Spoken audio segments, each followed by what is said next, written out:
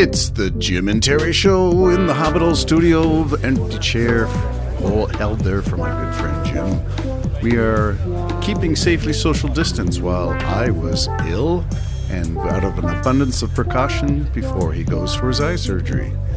Stay well, Jim. I hope you're safe and Friday goes well for your eye surgery.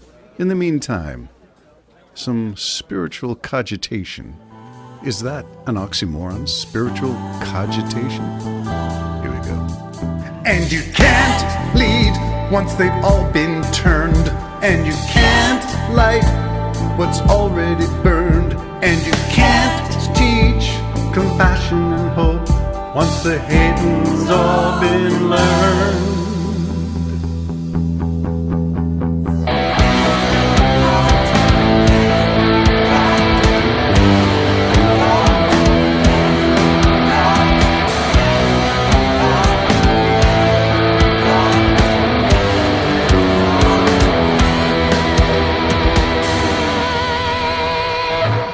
It's the lack of definition in the twilight hours that make it so difficult to find our way past all the claims and assertions of things that cannot be proven. Now chuck your branch onto the fire and watch it spark and come alive.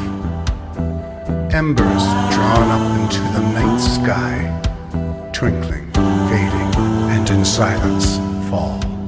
And you can't lead once they've all... Well, let's use that as a jumping off point. You can't lead what's already turned.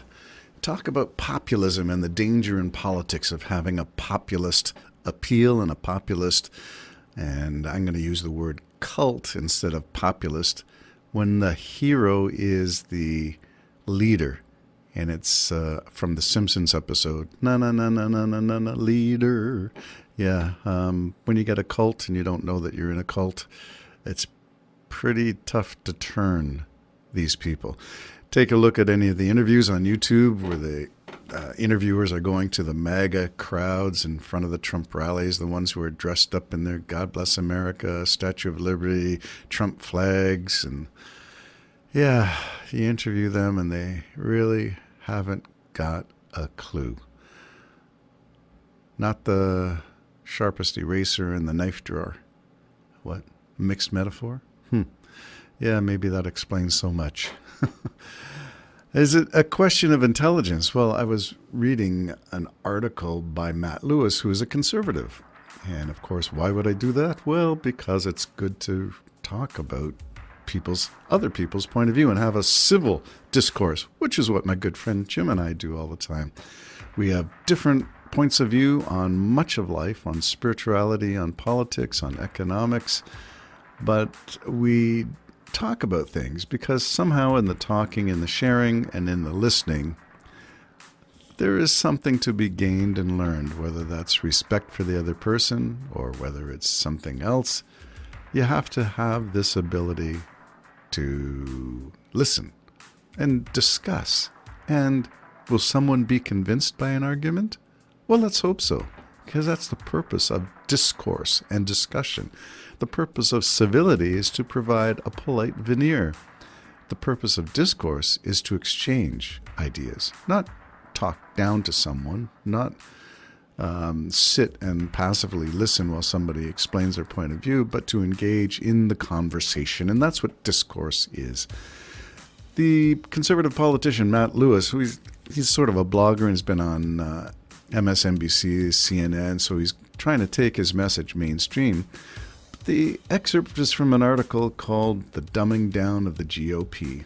And it's kind of a scathing look at what's gone on, what happened. The opening line from this excerpt, which was penned in 2016 and remains true. Quote, "This is the dirty little secret of the conservative movement in America today. Everyone knows that it has lost its intellectual bearings. Empty-headed talking point reciters, rookie politicians who've never managed anything in their lives, media meltdowns such as Donald Trump, dim bulbs in tight pants or short skirts, professionally outraged shout-fest talking heads, and a total political neophyte domination of conservative airways and the far right's political discourse. Quote, wow, what an opening paragraph. And that was 2016. Has anything changed? This is now 8 years later, and if I dare add my 2 cents worth, nothing has changed. In fact, it may have gotten worse. So what a heck of a salvo in the opening words by blogger and political writer from the conservative point of view, Matt Lewis. I've not enjoyed Matt Lewis's contributions to the airwaves and discussions of Trump on the mainstream media. However, I started digging into what he's written and the books that he has written, and it's kind of interesting to see. Too Dumb to Fail is the title of his 2016 book. Too Dumb to Fail. In other words, you appeal, the populist appeal of the GOP, giving up any claim to discourse, any claim to civility. That's the Republican Party today. It doesn't make any sense. You can't talk sense to someone who speaks nonsense. Talk about let's get the Hunter Biden indictment going. Let's bring charges against President Biden. What charges? Well, we're looking for the crime to put yeah, it's nonsense. And that's where the GOP is at. Supporting nonsense with people who make no sense, whether it's in the Congress, the Senate, or the leader incumbent. It will be Trump. That's my prediction, unless the 14th Amendment takes him off the ballots or criminal charges puts him in jail. And I think Merrick Garland, the DOJ, was saying it'd be useful for America to have these court cases not delayed, but up the ante and put them on the court dockets before the election of November 2024. Not much time left, Mr. Merrick Garland, so I hope you got a plan to get some of these 91 charges, 4 indictments. Let's fast track some of them, maybe, instead of having them delayed, which is the right of the accused to appeal any rulings. But that process, boy, justice delayed is not justice at all. So let's get to it, America.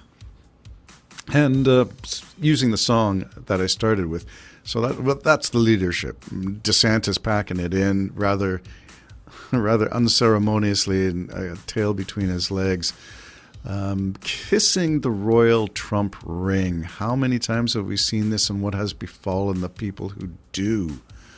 And I'm thinking of a lot of politicians, but I'm thinking especially of Kevin McCarthy, who ranted after the January 6th insurrection, gave such a powerful statement against the insurrectionists, and then kissed the royal ring in Mar-a-Lago. Was it the next day, the next week? I'm thinking it was right on the coattails. The next day he was in Mar-a-Lago. What happens to people who do this? Well, as the book by Rick Wilson indicates, everything Trump touches dies. I sure hope it's not true of the country. It is true of politicians who've thrown their lot in. What happened to Tim Scott, the only black senator from the GOP? What happened to him endorsing Trump? Trump, short of wearing a white hood and burning a cross, why would Tim Scott support a guy like that? I have no idea. And yet there he is, doing it, kissing the royal ring. Well, you saw what happened to Kevin McCarthy. You saw what happened to Ron DeSantis, and yet he still kisses the royal ring. It's unbelievable. Ted Cruz, his wife was attacked, verbally insulted. So is Ted Cruz, his father, and yet he still kisses the royal ring. What is it with politicians?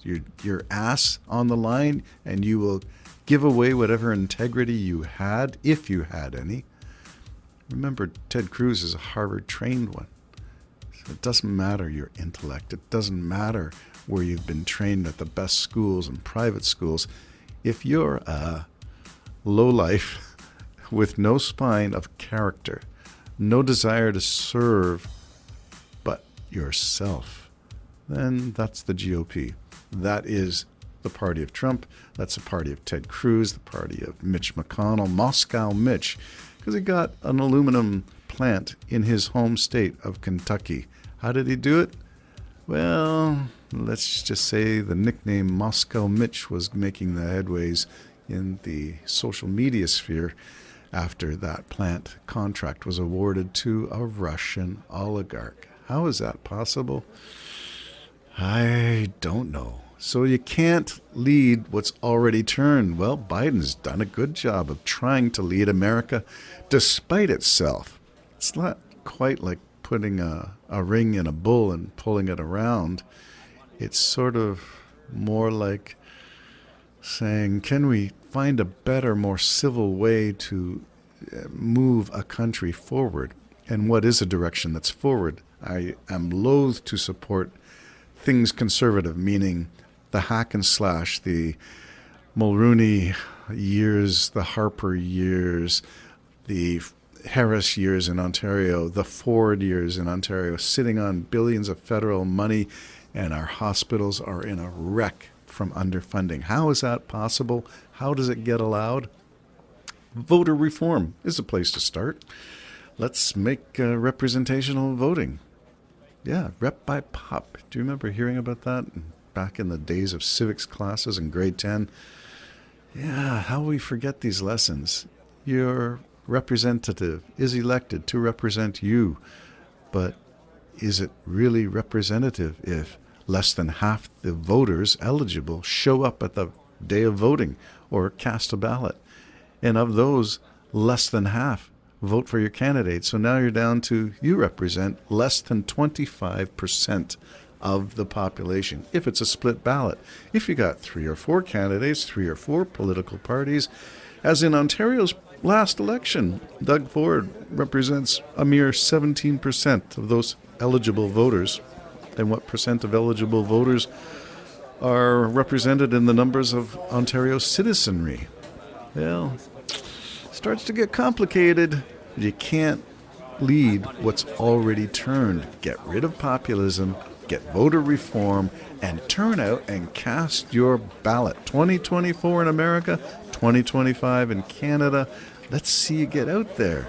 Because if you don't, what you get may be what you deserve. Jim and Terry Show. Without my good friend Jim to discuss anything with, it's just me ranting from the left side of my brain to the right side. Bye-bye for now.